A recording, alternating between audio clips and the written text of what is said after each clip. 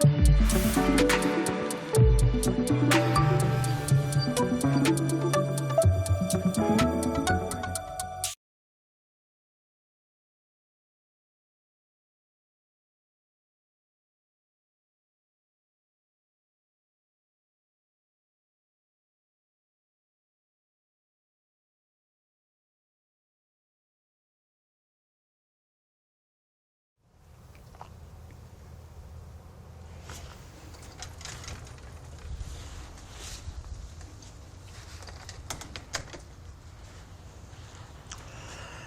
evening, ladies and gentlemen. What you're about to see is a documentary film about a child from Asturias who became an American citizen, Kivlin, that's me.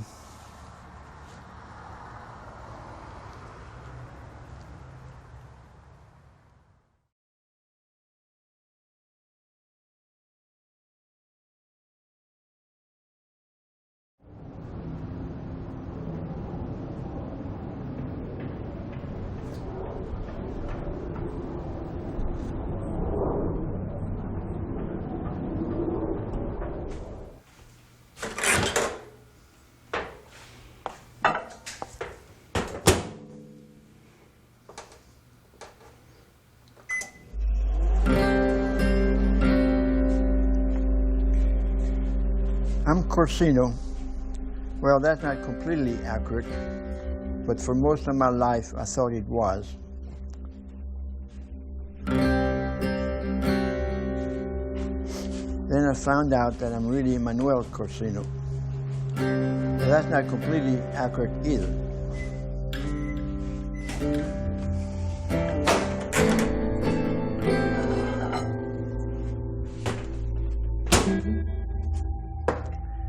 Legally, I'm now Kivlin.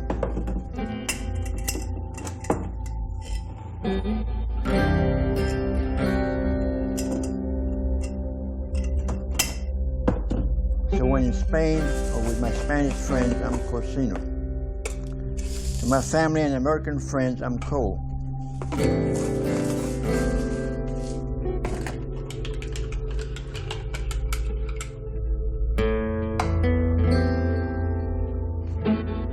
I was born in Asturias, Spain. That's completely true. Most of my life, I thought I was born in Huelva, Asturias, but that wasn't so either. Of course, I always knew my name. The name of my hometown is an old story.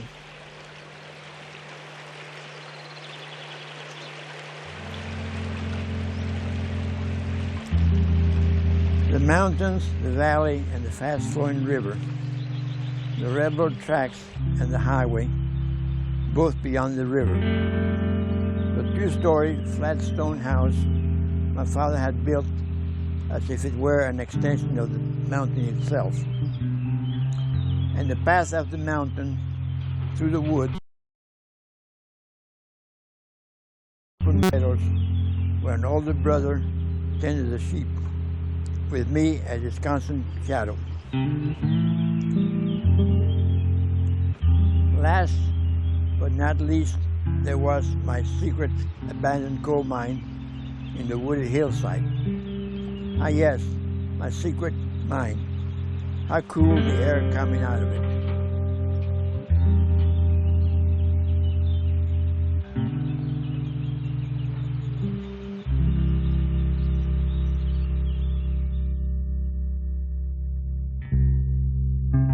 All these details of Asturias have always been etched in my memory and always will be. Unfortunately, such was not the case with my recollection of my family members.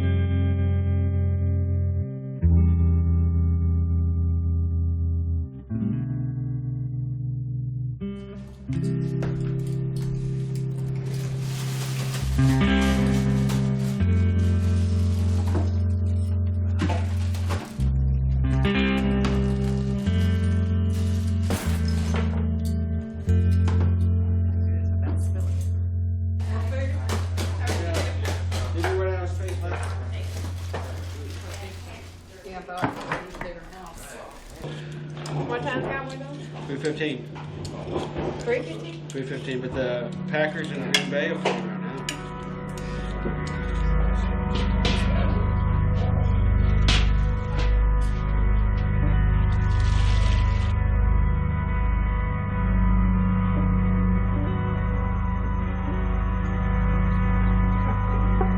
Three of my brothers, Jesus, Julian, and Constantino, fought against Franco. Constantino survived but was imprisoned for some time. Julian, about 19 years old, was killed in Asturias during the fighting around its capital city, Oviedo. Jesus, my eldest brother, was arrested after the fall of Asturias and was summarily executed on Christmas Eve, 1937.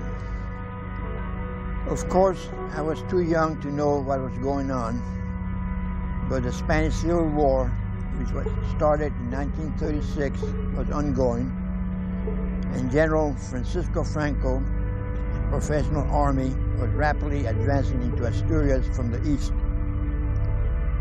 The Asturian miners, poorly armed, untrained, and unsupported by the Madrid government, did not have a fighting chance. Then one morning about dawn, in the summer of 1937, my father led me by the hand across a swaying wooden bridge and up to the highway.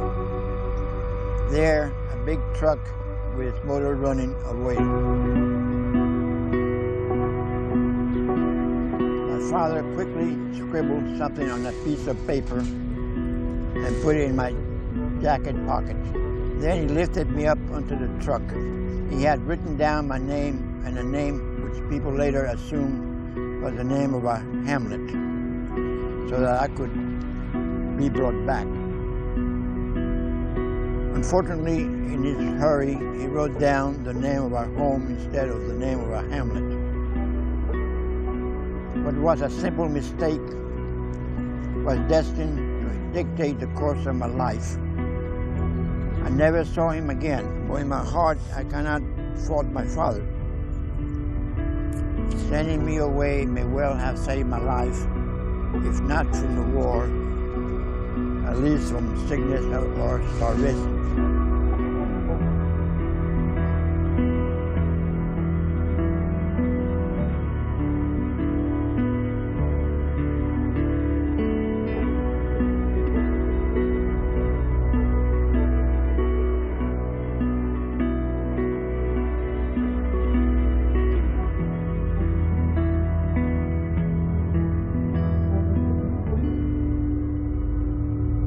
However, at one stop, I heard a man's voice say, "This is Moreta."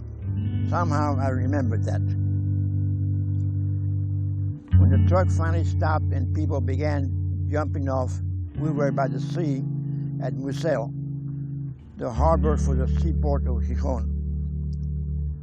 Late that afternoon, the coal-hauling boat, now loaded with human cargo, probably 7,000 refugees, slowly ventured out to sea.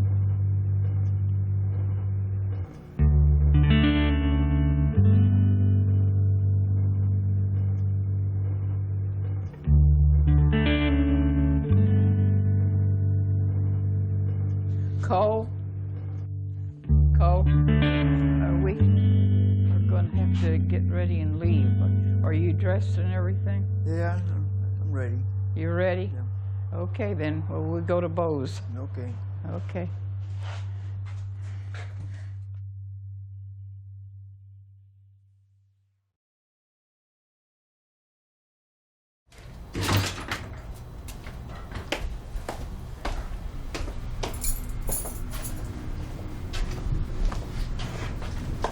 Late that afternoon, the coal-hauling boat, now loaded with human cargo, probably 7,000 refugees, slowly ventured out to sea.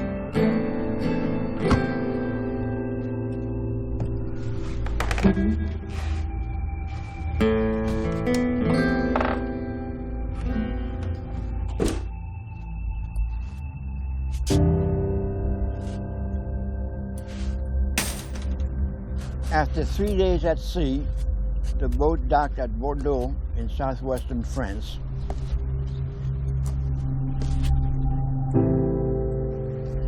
All of us and our families were greatly affected by the Spanish Civil War. Although in a manner of speaking, I was sent into exile for the rest of my life. I was fortunate compared to most of the members of my family who stayed in Asturias.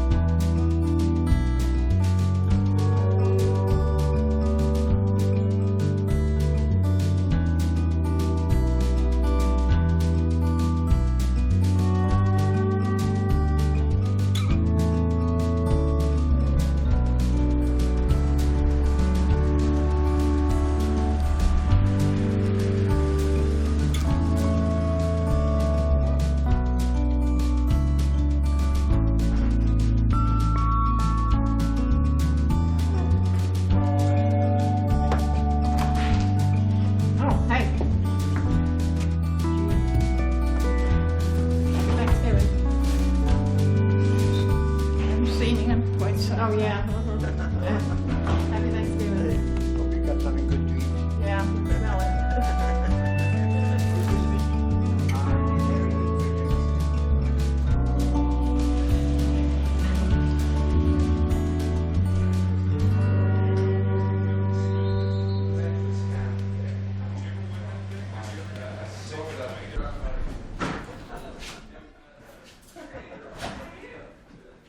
I was put on a train for a refugee camp located on the outskirts of Paris. Although in the following 5 years I was shifted from place to place, this was the only place which might be termed a concentration camp, for it had barbed wire all around it, preventing people from leaving. It seemed to have been hastily put up. It was crowded with men, women, and children.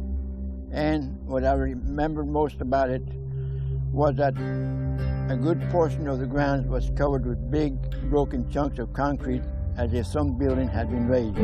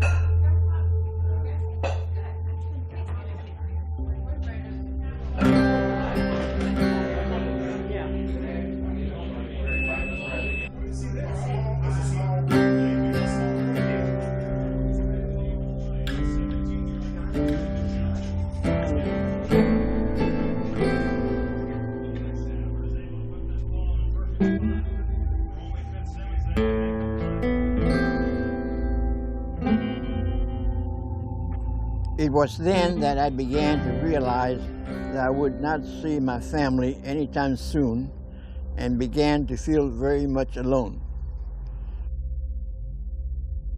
Fortunately, my stay there was very short, and soon I was transferred to a colonia, or colony, in Paris itself at Rue de la Pompe. Don't ask me how I remember that name. This new place was what I think of as a quadrangle with a concrete courtyard completely enclosed by buildings on all four sides.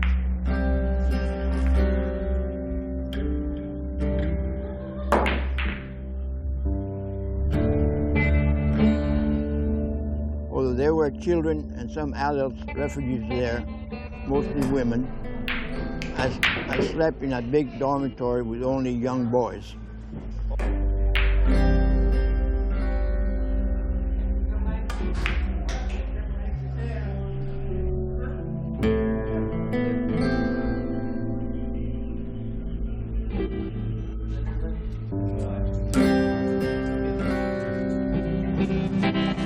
Well, Kivlin is the father we knew growing up. Corsino Fernandez is the father we found out when we got older. Not until 1996. 1996, so. Yeah, that's the first we heard of Corsino. Two entirely different people. Well, they're both my dad. I've always known him as Cole Kivlin. But like I said, I didn't know about Corsino until I was like 21. My wife was the one that told me about him. But Corsino, that's my father. That's just his Spanish name.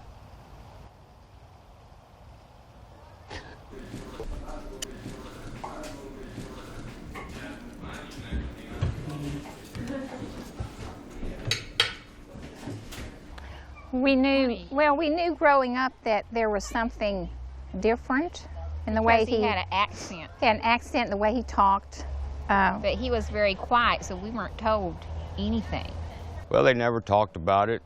I guess he's adopted, and the name Kivlin, our last name, is Irish, and I was always told he was Irish because people would ask about his accent, and I never noticed an accent with him growing up.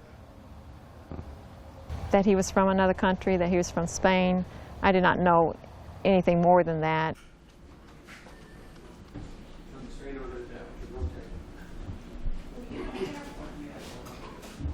I had suspected something all along because we'd find papers about him. Yeah, because I was 10 years old and I was home by myself and I was snooping around the house and I found his birth certificate. And I thought it was pretty neat, and I thought I was going to get in trouble for finding out. But they always kept it kind of quiet when we were growing up. So we didn't know anything about his history until he went over there. Well, like I said, I didn't for a long time. I still don't know all of it. It was mainly my wife that was the one that told me about it.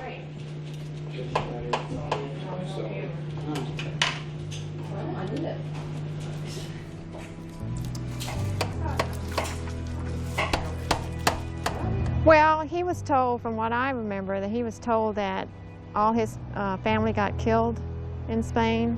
There was nobody over there. He had tried before when he was a lot younger, but the Catholic Church and everything wouldn't release any information to him so that he could actually find out about his family. I know that the priests and everything that he was involved with was telling him he had a very bad past, let it go, nobody's over there for you, your family's gone. So he never did, and then my mother got interested in genealogy several years back, and she talked my father into looking into his past, and that's when he started looking, and he decided to go over there.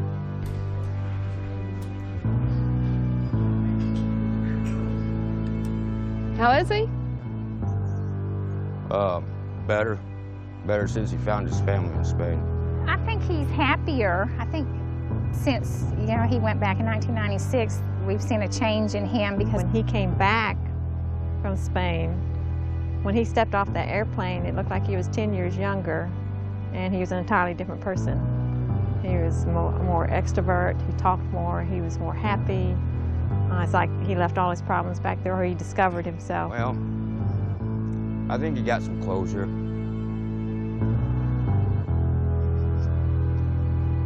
I think he's happier now that he has gone back and found his family over there, because I think that bothered him for many years.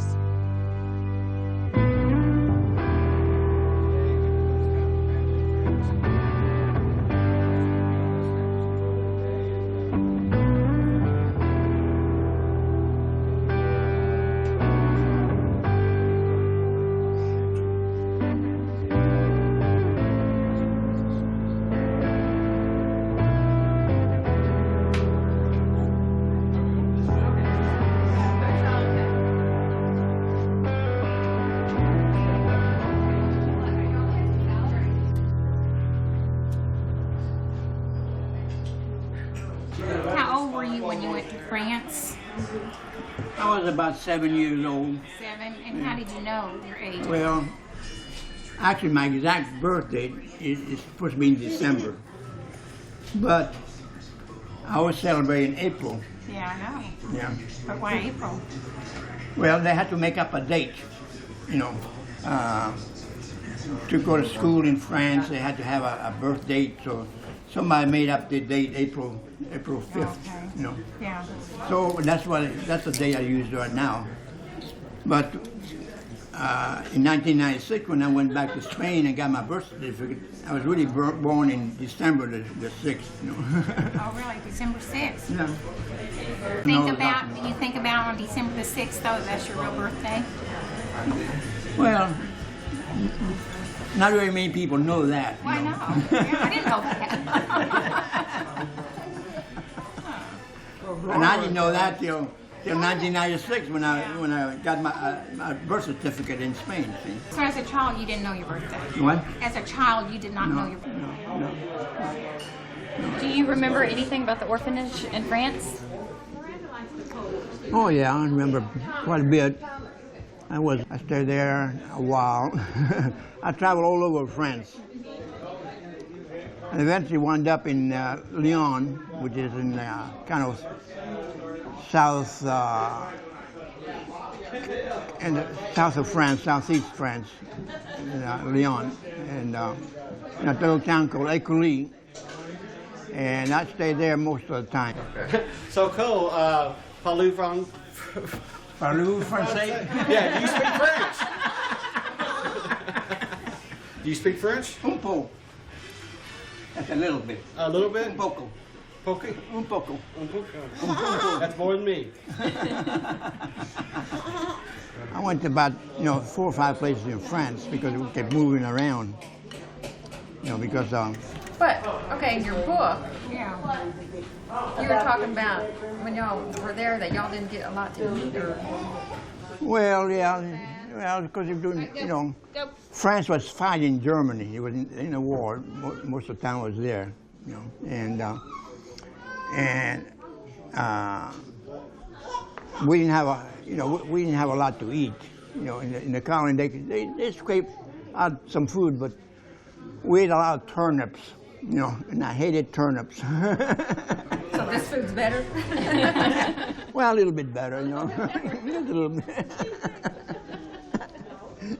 But for some reason, they had a lot of turnips. I hated turnips, No meat? Not very much meat. We ate what they call escargot, with snails. Snails, the snails on rice. Good. Good? Yeah. What does it taste like? Huh? Does it taste like chicken, what they say? Well, Did y'all cook them? no, we ate them raw. We took the shells and a toothpick and ate them raw. No, they cooked them. But the snails are not bad when they're cooked. They don't eat them over here, but they do over there. Yeah, thank you. Grandma, they want me to ask you if when you're in France at the orphanage, were you popular? Do you have a lot of friends? Well, I don't know if I was popular or not, but I got along with them. And I didn't get in too many fights, just a couple, Did you realize while you were there, did you realize what was going on? Why you were in that situation? Why it was? Yeah, did you know? Did you Oh, have yeah. any idea? I knew there was a civil war in Spain going on because everybody was talking about it, But you didn't know when your dad put you on the back of that truck, right? You didn't know then what was going on. No, I didn't. Well, I didn't know exactly what was going on, but I knew there was something going on because You never told anybody that you knew the name of the town that was near your home, or they never asked you, or nobody asked, so you just didn't share that information. Yeah, but you thought the name of the house was the name of the town. Yeah, And it wasn't. no.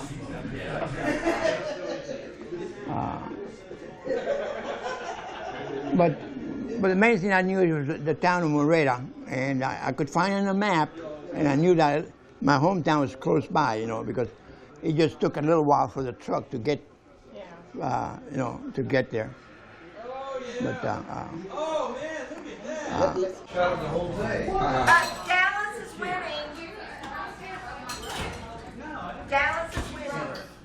well, it must have been the winter of '41. They started sending some of the children back to Spain, and those I had family in Spain, and I could not find my family, so I stayed there. And in summer '42, they took me to Marseilles, and that's where we went. I stayed there a while, and then we took a boat. We took a boat to North Africa, Oran, in North Africa, and then we went by train to Casablanca. I feel kind of stupid answering those questions.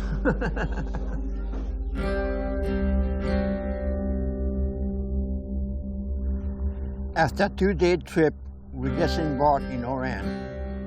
A slow, hot, and miserable train ride took us to Casablanca, Morocco. The worst part was the heat and the thirst, which produced a dry, bad taste in my mouth.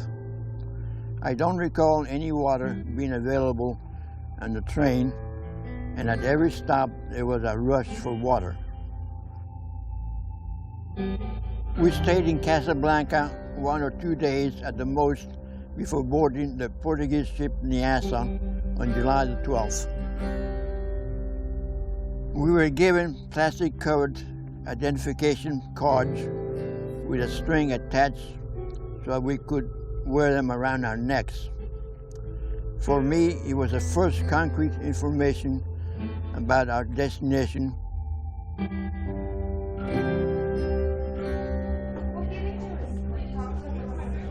Although at the time I had no knowledge of the precise number of refugee children on the Nyassa, research much later in life revealed the names of 17 Spanish refugees, as well as a sizable number of Jewish refugees from other European countries.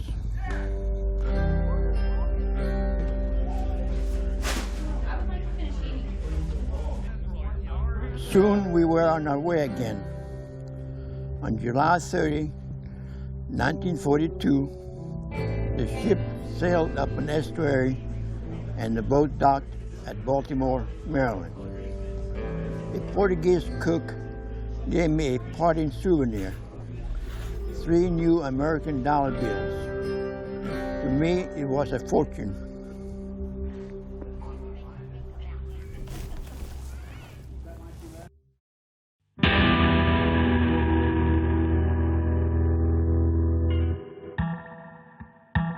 Once in America, we were taken to what appeared to be a summer camp whose location I never knew. There we were introduced to the English language. After a week or so, we were taken to the Edwin Gould Foundation in the Bronx, New York. The Edwin Gould Foundation facility was actually a temporary holding area until foster homes, or in some cases orphanages, could be found for us. As places were found, children were being dispersed throughout the U.S.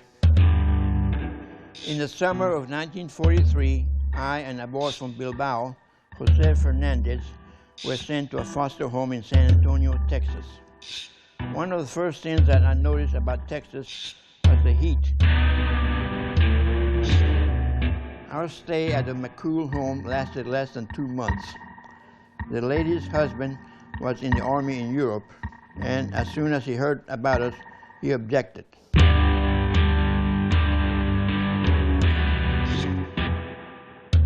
Near the end of July, I was dispatched to a 2-week Boy Scout camp near Ingham to allow time for other arrangements to be made. The whereabouts of Jose are still a mystery to me.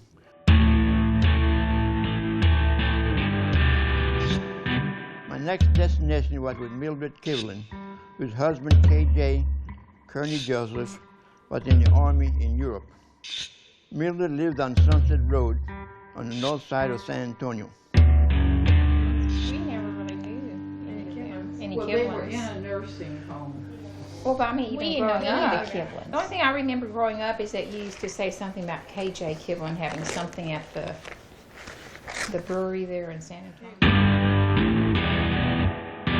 One of the reasons that I was placed with the Kivlins was that they were a Catholic family.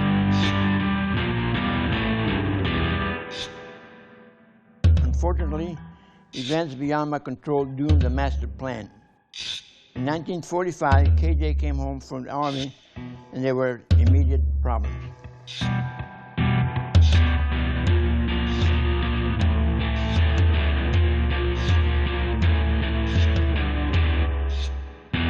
Life with the Kivlins lasted about a year and a half. I'm convinced that Mildred intended to adopt me, for she enrolled me in school as Cole Kivlin.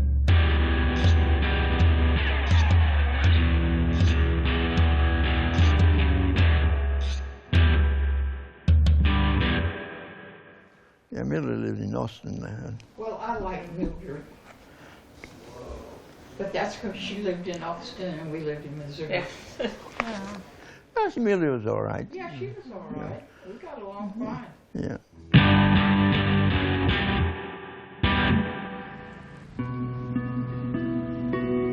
The removal from the Kivlin home caught me completely by surprise, since neither Mildred or KJ had hinted about it. The truth is that I was probably in a state of shock. Maybe it was that I had been moved around so much for years that my mind accepted it as just another move. To my surprise, Mildred gave some absurd reasons, such as my reluctance to speak English and my wish not to forget, my lack of adjustments, etc. Well, all these reasons look good on paper and may be partly true, but they are not the whole truth.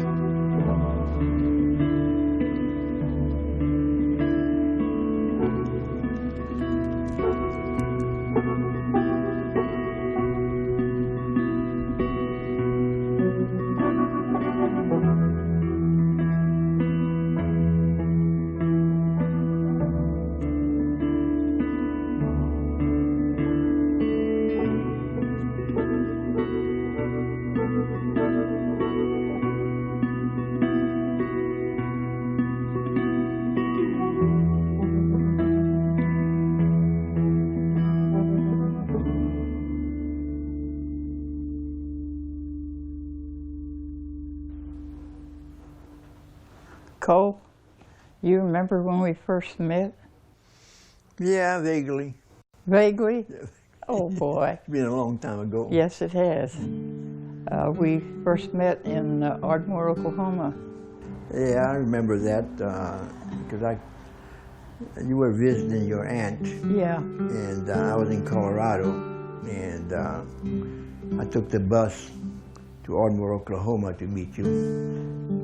Yeah, well, first we were pen pals for a while. Yeah, that's true. Because both our pictures were in the same paper. Yeah, I was in Boysville, and they had a 5th anniversary of Boysville, and they took my picture in the newspaper, San Antonio Express, and you saw it, and you wrote me a letter.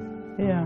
And I answered your letter, and then we eventually met. Yeah.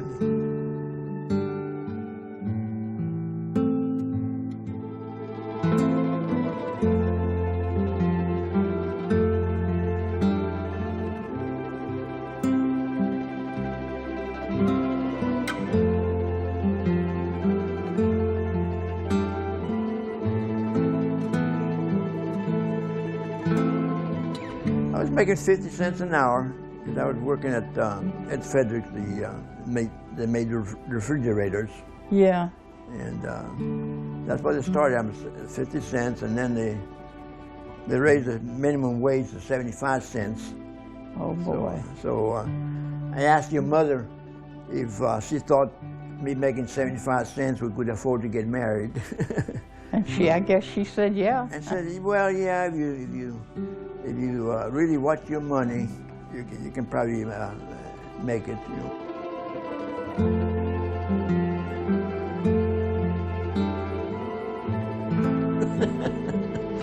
You remember when we got married at St. Gerard's? Yeah, I remember. Yeah, I do too. I was so scared and shaken, it wasn't funny. Yeah, I thought maybe you were going to back out. Well, actually, I thought you were going to back out. But we made it. Yeah, well, I thought maybe I thought maybe you liked Ollie better than you did me, but it turned out differently. So. Well, I do like Ollie. I've always liked him. Well, he was my best man at the wedding. Yeah. And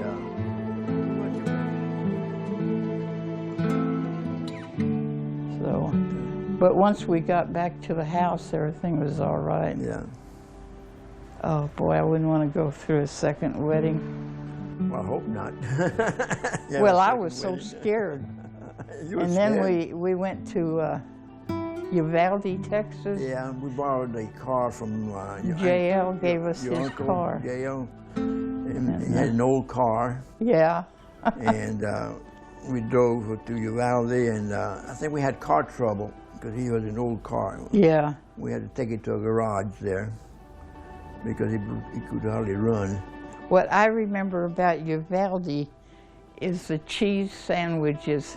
Oh. There was no restaurants open. We were hungry, and finally found a drugstore that made cheese sandwiches. Yeah. And I still like them today.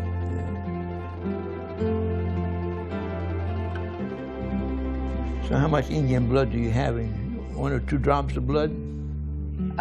No. You have more than 1 or 2 drops of blood? I probably am about half Indian. You're half Indian. I know I was marrying an Indian woman. Well, you were just lucky, that's all. An Indian squaw. No, the Indians believed that if they had a dream catcher, they'd have good luck. And I don't know if it does bring good luck or not.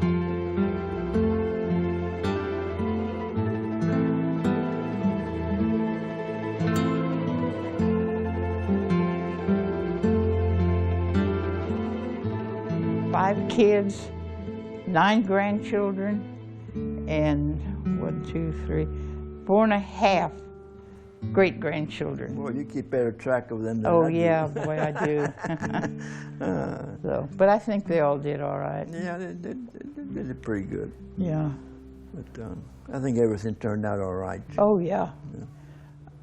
I don't think I'd want to go through all that again. But Was it that bad? no, I was just so darn scared. So. Well, it was a struggle because we were young, and we had to move around. I worked with Field Goal Corporation, and they transferred me to El Paso, and from there I went to Huntsville, Alabama, and I kind of moved around. We moved around a lot. You know. Well, Huntsville, Alabama was the place I have no desire to go back to. You didn't like it? There was nothing to do, no bowling alleys, no swimming pools, nothing. Yeah, for some reason, things went better when I got a job and moved up to St. Louis, worked with McDonnell Douglas. Yeah, oh yeah. Yeah, things went better then. And then we moved out to St. Charles, Missouri. Yeah. And I liked it out there. You like St. Charles? Yeah. And then we came back. We came here to Fort Worth. Yeah, I got a job with General Dynamics. General Dynamics, yeah. And then we went back to St. Louis. Yeah. And lived in Moscow Mills for a while. Yeah. And then we moved to Troy. We moved around a lot. I know we did, yeah. But I moved around, all my life I've been moved around a lot.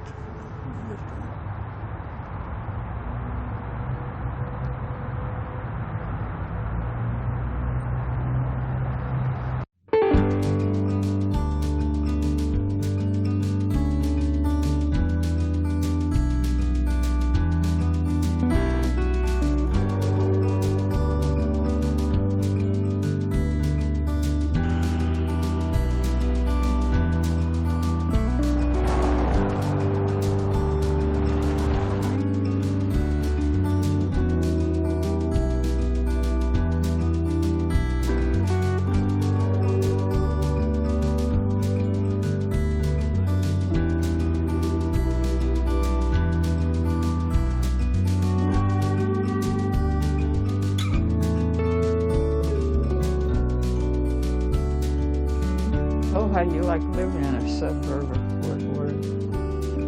Oh, I like it. How about you? Oh yeah, I like it. Yeah. It's nice. It's nice.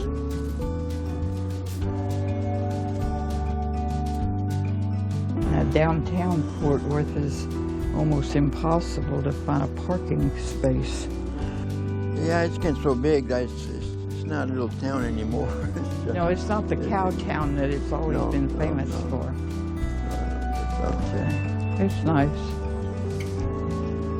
I like to go to the different malls.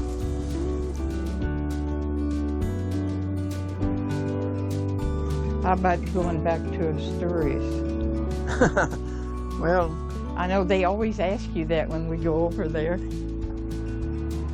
it's a nice place, but you know, But it's not home. It's not home like we're here.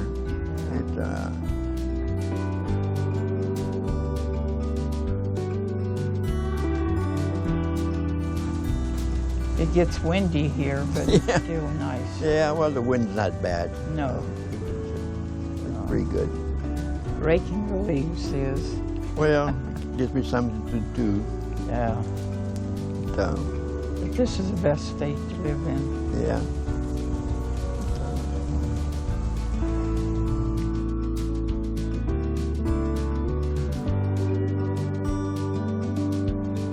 If you had a choice, what town would you live in? Anywhere, any place in the world? Well, I think this is a good place, either here or San Antonio, but probably here because San Antonio may be a little bit too hot in summertime. But I think Fort Worth is about as good as any place I lived in. Are you dressed, ready to go? Sure. Cars out in the front? Okay. Well, we'll leave then. Okay, let's go.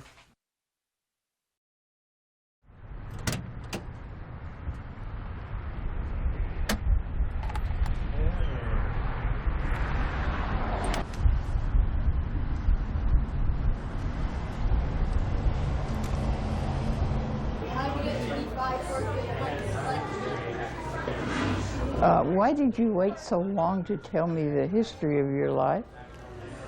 Well, I didn't know how you were going to take it, you know, because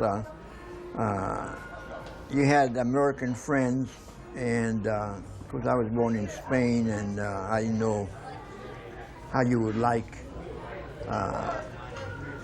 to have somebody that was born in a foreign country. Well, I know there were some people that thought you had a horrible accent. Well, I did have an accent. Well, I never saw it. No. I never noticed it. Well, but a lot of people, in fact, I still have an accent, you know. You do? Yeah.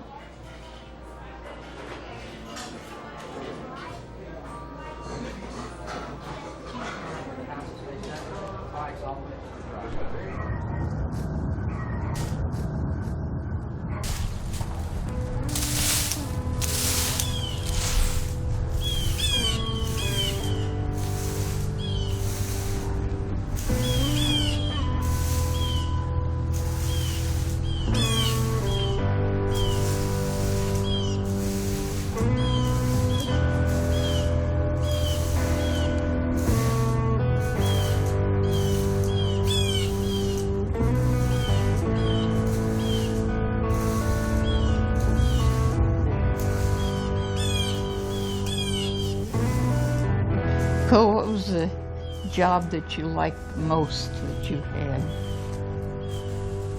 Oh, I think my favorite job was when I worked for McDonnell Douglas as a technical writer.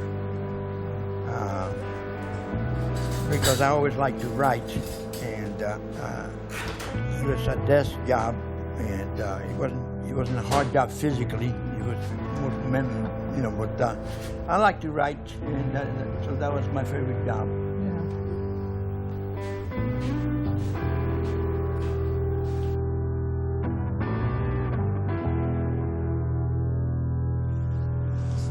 What did you encourage me to write the book? I wasn't particularly eager to write a book because I didn't think I was a very good writer, you know. Well, I think you did a real good job on it, but... Well, mainly I wrote it for our children. I mean, I didn't write to try to make money out of it or anything like that. You know, I wrote it for the family to know more about me, you know.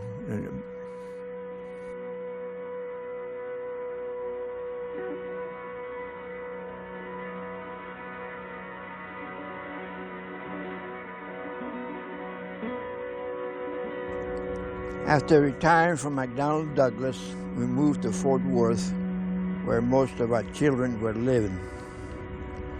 I had to work a few more years until I could start drawing Social Security, but by 1995, I had to try what I had been wanting to do for many years, return to Asturias to find my family, hoping that what I had been told about their deaths was not true. For several months, I gathered all the information I could and saved enough money for the trip to Spain.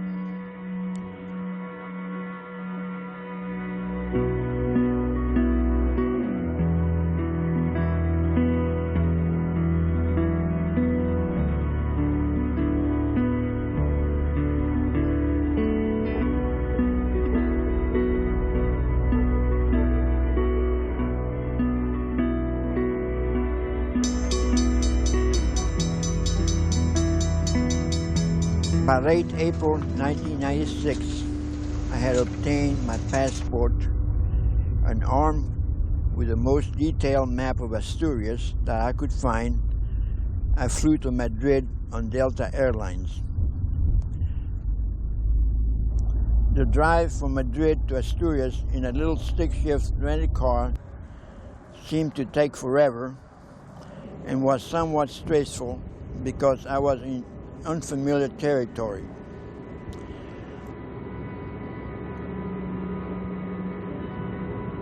The key to starting my search was that almost 60 years earlier, while lying in the truck as it made its way up the valley, making periodic stops to pick up more passengers, I heard a voice say, "This is Moreta." That simple statement stuck in my brain throughout my life and was a clue about where to start my search.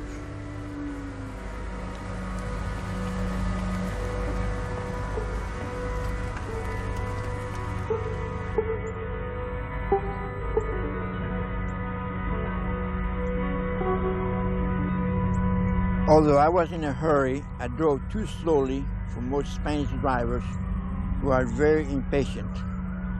But after about 6 hours, I was in Asturias.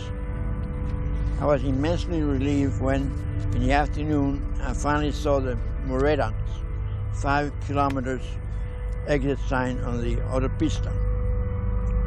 But Moreta was not my destination. It was only my starting point.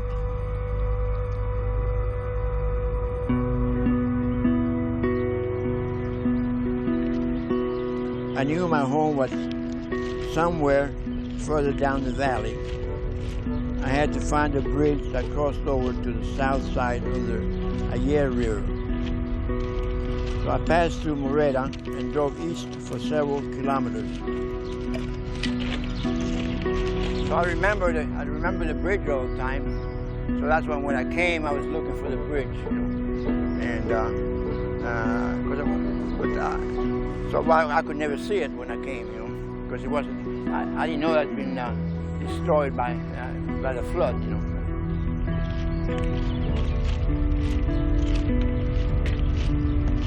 Cole, if your mother was alive, do you think she would have let your father put you on the truck and go to France, or?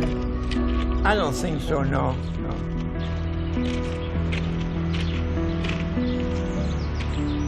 Now I could see the bridge, so I drove by to the gas station up there and asked, you know, ¿Dónde está la huelga?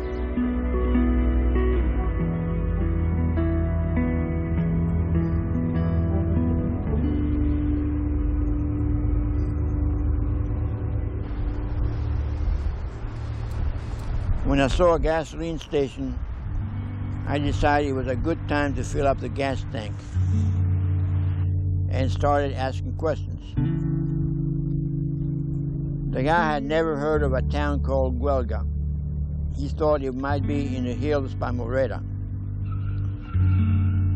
So I drove back to Moreda, parked the car by the plaza, and started asking questions in my meager Spanish. I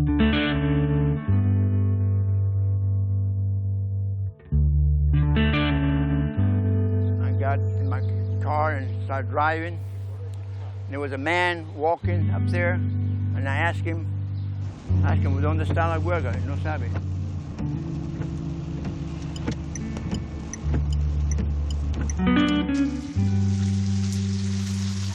Although people tried to be helpful, they had never heard of Huelga. But I was finally introduced to Julieta, a 29-year-old young lady who taught English to private students.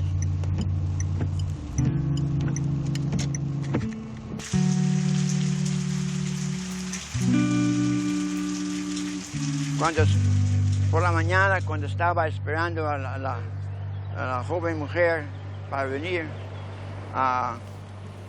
el dueño del hotel había un papel, él llamó al teléfono y en 15 minutos 2 mujeres llenan el hotel y dicen, ¿eres Corsino? Sí, Corsino. It took me a while to find out how they have found me, but this is the story. The previous afternoon, one of the people that I had talked to was an old woman. She had a daughter who was a hairdresser. Early the next morning, the hairdresser was telling her first customer about a stranger in town looking for his family. The customer exclaimed, "I know who he is." The customer was Maruja, Maria Luz, one of my cousins. I should get going, because I didn't know what I would find. I didn't really think I'd find anybody over there, but I was lucky, extremely lucky. I told you you'd find somebody. Well, after I found, I stayed in a hotel in Moreda, and andando para el hotel me metieron en mi hermano vivía ¿sabían dónde mi hermano vivía? En Moreda, mi hermano Constantino, andando para el apartamento de Constantino. Él llamó toda la familia y le pregunté dónde estaba la huelga. Dice, no es la huelga, es Castandielo. Es Castandielo.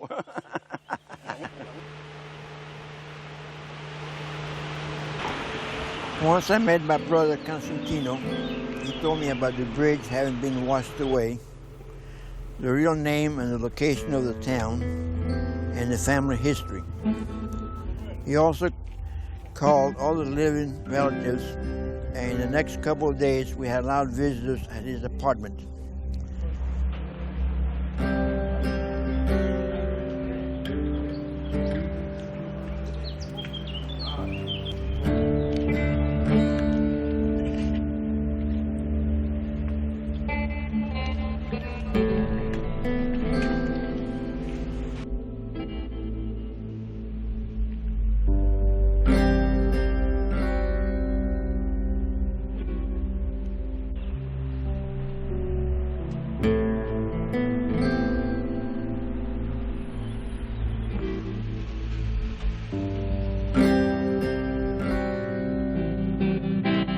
You think bad of your father that he put you on a truck and you left? I know you thought it was a short vacation, but what did you think about your father doing it? Well, I'm sure that he thought that by putting me in a truck to leave, that he was probably maybe saving my life, you know. Yeah. He probably thought he was doing me a favor by putting me on the truck, but he didn't know that I would be gone forever. You know. Oh no, I don't think he'd have put you on the truck if he'd have known that.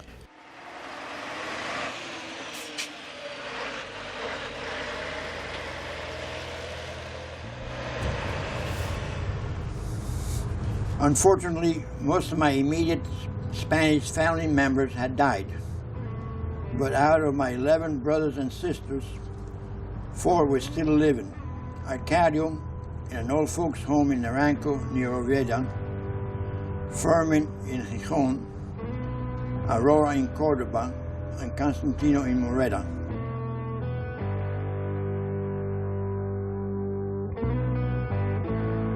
Now, what didn't Constantino not believe at first who you were until you started talking about that cave? Oh yeah, that's right. We both remember that cave close to where our house was. Yeah. And that's when he believed you. Yeah. Actually, it wasn't a cave; it was an old abandoned mine, coal mine. Yeah. And lots of cold air coming out of it. Yeah, but you know, you could hardly see it. Yeah. But so it had to be somebody familiar with it to know that the mine was there.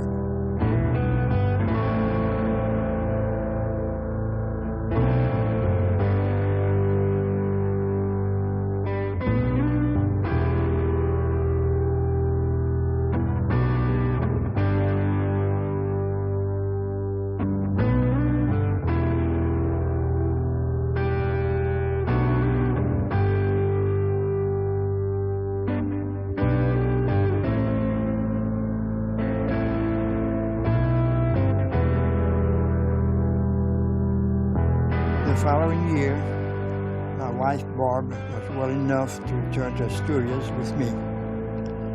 We also expanded our trip to include a trip to Cordoba to see Aurora and her husband Paco.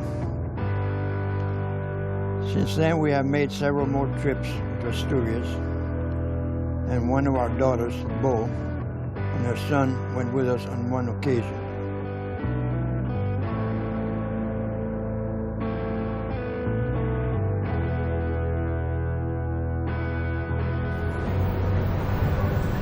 Unfortunately, my Spanish family has gradually become smaller. Both Constantino and Fermin passed away within a week of each other in January of 2000. Arcadio, too, passed away in 2004. Now, out of the original 12 siblings, only Aurora and I are left. I am thankful that we were able to reunite after so many years.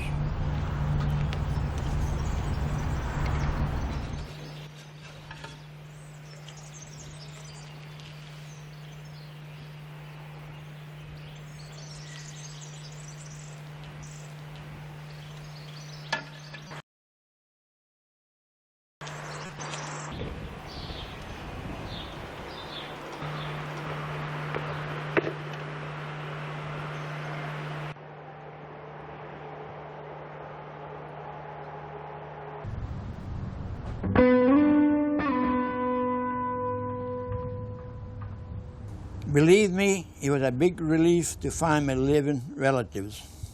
From the time that I was sent to France as a 7-year-old, I think people had assumed that since my family could not be found, they were all dead, and that is what I was told.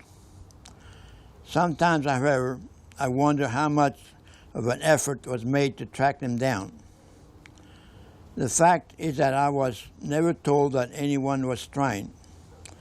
But I suppose that with hundreds of thousands of refugees, not much of an effort was made.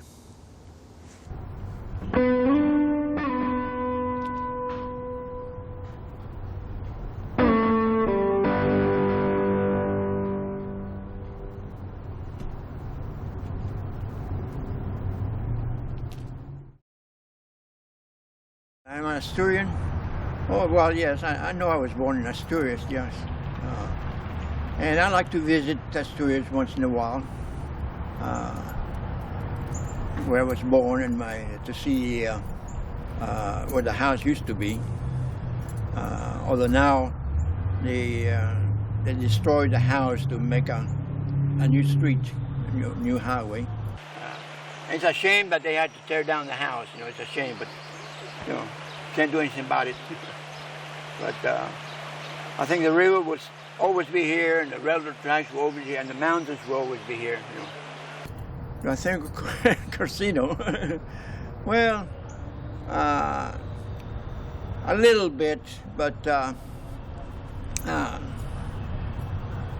right now I think like I'm more of an American.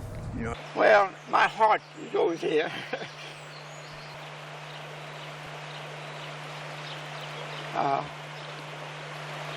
My body may be some other place, but my heart is here. Corsino ahora es called Kivlin. Es un americano.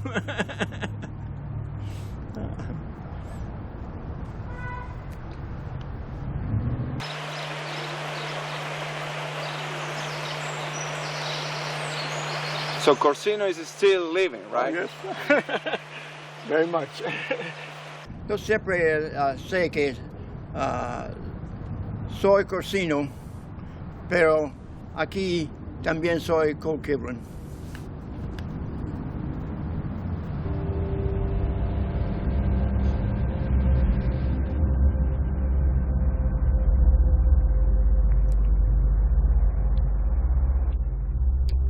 And so, on paper, my story ends. But as long as there's life, there will be challenges. For without challenges, there's no real life. So hopefully, my story will continue in life.